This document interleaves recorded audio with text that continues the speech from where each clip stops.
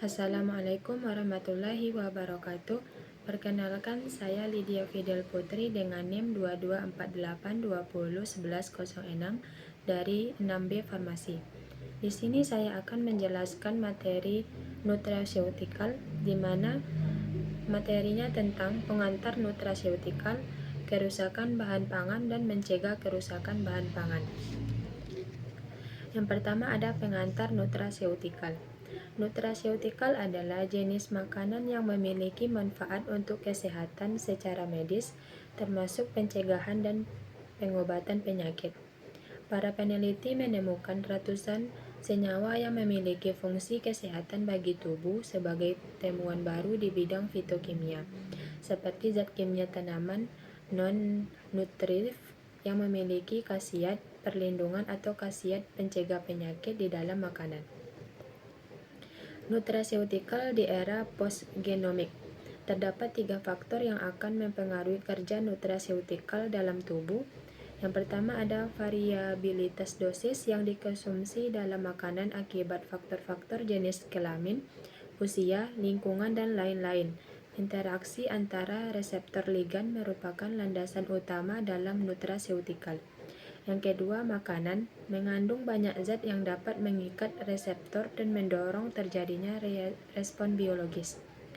Yang ketiga ada asam eucasapentaenoat atau EPA yang terkandung dalam minyak ikan. Theaflavin yang terkandung dalam teh untuk anti-apoptosis, BC12, kurkumin, dan asam ursolat menjadi jalur apoptosis dalam sel tumor sebagai sasaran.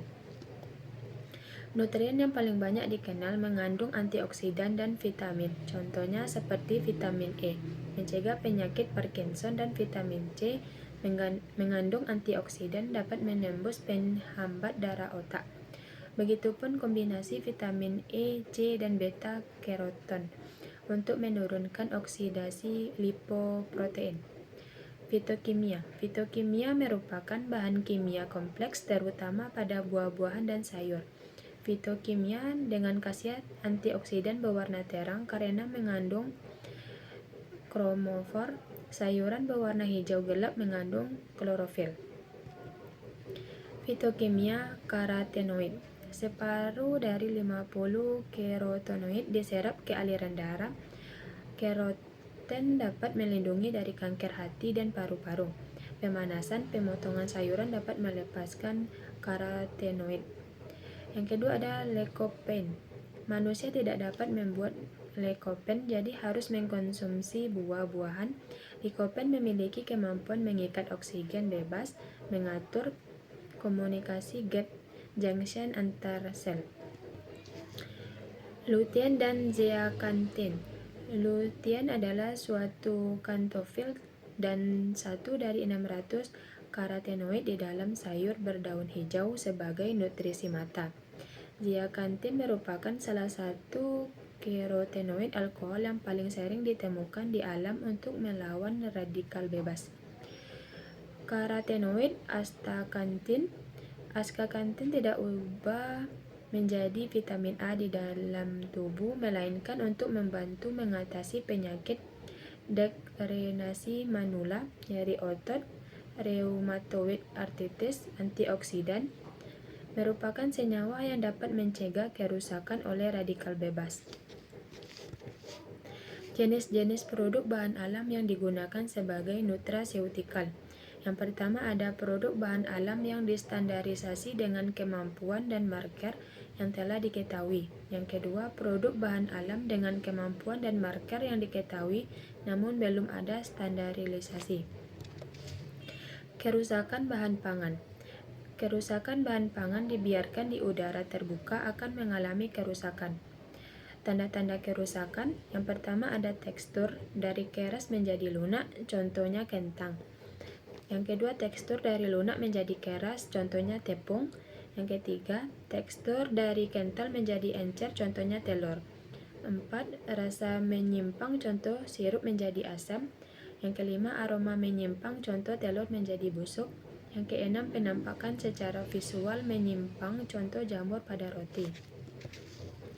Klasifikasi bahan pangan dikelompokkan menjadi 3 berdasarkan: yang pertama, bahan pangan telur mudah rusak, contoh susu ikan. Yang kedua, bahan pangan agak mudah rusak, contoh sayuran dan buah-buahan. Yang ketiga, bahan pangan tidak mudah rusak, contoh sereal dan kacang-kacangan. Cara mencegah kerusakan bahan pangan. Yang pertama, dengan cara pengawetan suhu.